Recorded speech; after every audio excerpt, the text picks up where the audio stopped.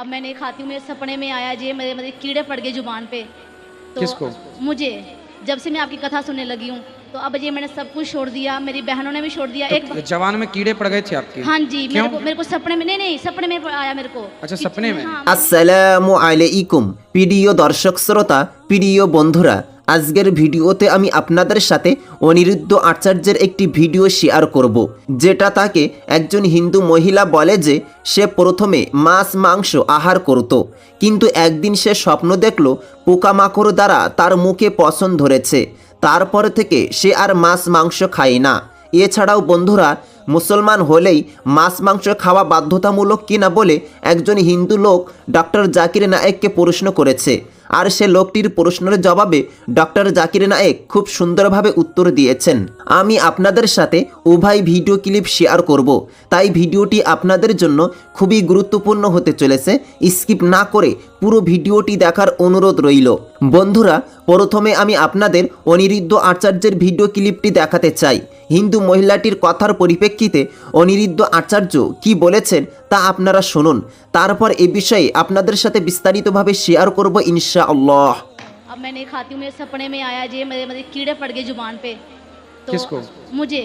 जब से मैं आपकी कथा सुनने लगी हूँ तो अब ये मैंने सब कुछ छोड़ दिया, मेरी बहनों ने भी छोड़ दिया। एक तो जवान में कीड़े पड़ गए थे आपके? हाँ जी, क्यों? मेरे को सपने में, नहीं सपने में आया मेरे को। अच्छा, सपने में? हाँ, मैं मीट खाने से कीड़े पड़ गए मेरे जुबान पे। मैं अच्छा, खाने लगी तो उसको कीड़े आप थे। मांस खाते हैं?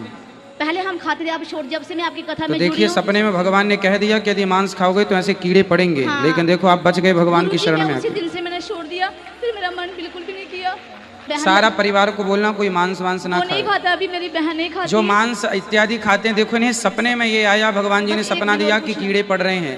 कीड़े पड़ जाते हैं जो मांस इत्यादि का सेवन करता है।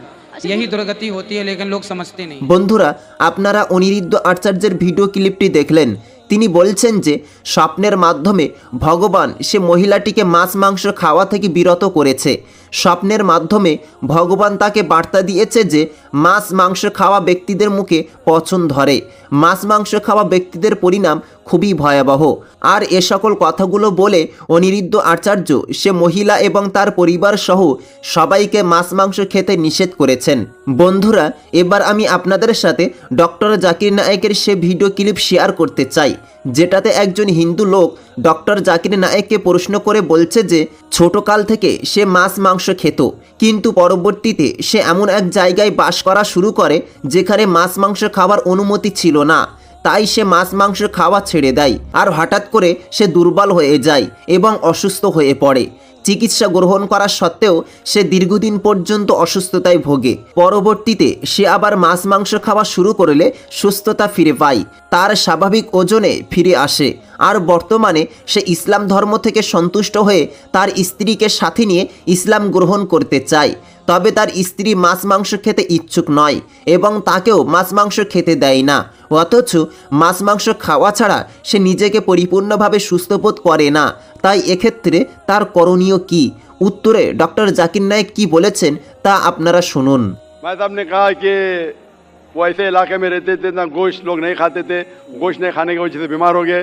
फिर चीता का मैं गोश्त खाने की वजह से नहीं सर, एक्चुअली मैं दूसरी चीज की वजह से वीक हो गया था, लेकिन जो मेरी खुराक थी वो मेरे को नहीं मिल रही थी। हमें इंशाल्लाह जवाब को कंप्लीट करूंगा, फिर आपको मिल जाएगा इंशाल्लाह। मैं आपका सवाल समझ चुका हूँ और सुन भी चुका हूँ, और मैं मेडिकल डॉक्टर भी हूँ। हाँ बराबर। मैं इस्लाम और कंपैरेटिव रिलीजन के अलावा एक मेडिकल डॉक्टर भी हूँ। भाई साहब बीमार हो चुके थे और गोश्त नहीं खाने की वजह से फिर से रिकवरी नहीं मिलती थी। जब सीता कैंप में आए तो गोश्त खाने लगे और रिकवर हो गए, और 16 किलो वजन भी बढ़ गया उनका। और उनको गोश्त खाने की आदत है बचपन से, क्योंकि गोश्त के अंदर मेडिकल साइंस आज ये कहती है कंप्लीट फूड है। जिस्म के अंदर अमाइनो एसिड की जरूरत लगती है 23 अमाइनो एसिड की, जिसमें से 8 अमाइनो एसिड जिस्म में खुद पैदा नहीं होते, उसे कहते हैं एसेंशियल अमाइनो एसिड। और ये खुराक में लेना, अपने खाने में लेना जरूरी है। कोई भी वेजिटेबल फूड में कंप्लीट प्रोटीन सारे 8 अमाइनो एसिड मौजूद ही नहीं है। अब जब फ्लैश खाते, गोश्त खाते, इसमें 8 अमाइनो एसिड मौजूद है, जो वेरी गुड प्रोटीन है। जैसे मैं कह रहा था कि आप अब इस्लाम से इंशाल्लाह प्रसन्न हैं और आप कबूल करना चाहते, आप साथ साथ ये कहना चाहते आपके बीवी से कि नॉनवेज खाना, गोश्त खाना गलत नहीं, कि गोश्त खाना मुसलमान के लिए फर्ज नहीं है। किधर भी नहीं लिखा है कुरान या हदीस में क्या मुसलमान को गोश्त खाना फर्ज है? कई बार अगर आपका जिस्म गोश्त को हजम नहीं कर सकता है, कई बार कुछ लोगों में, तो उस टाइम गोश्त मत खाओ। आमतौर पे इंसान हजम कर सकता है। अगर आपको कुछ बीमारी है जिससे गोश्त की वजह से आपको तकलीफ होती है तो मत खाओ, खाना फर्ज नहीं है। लेकिन अक्सर आम इंसानों के लिए खाना अच्छी बात है। जो चीज़ हर इंसान के लिए गलत है, नुकसानदार है, वो हराम है। मिसाल के तौर पे शराब अक्सर इंसानों के लिए नुकसानदार है, गोश्त ऐसा नहीं है। लेकिन आपकी बीवी को अगर गोश्त पसंद नहीं है और उसे गोश्त का टेस्ट पसंद नहीं है या अच्छा नहीं लगता, वो बिल्कुल फिर भी अच्छी मुसलमान रह सकती है अगर मानते हैं कि खुदा एक है और बुत परस्ती नहीं करती है।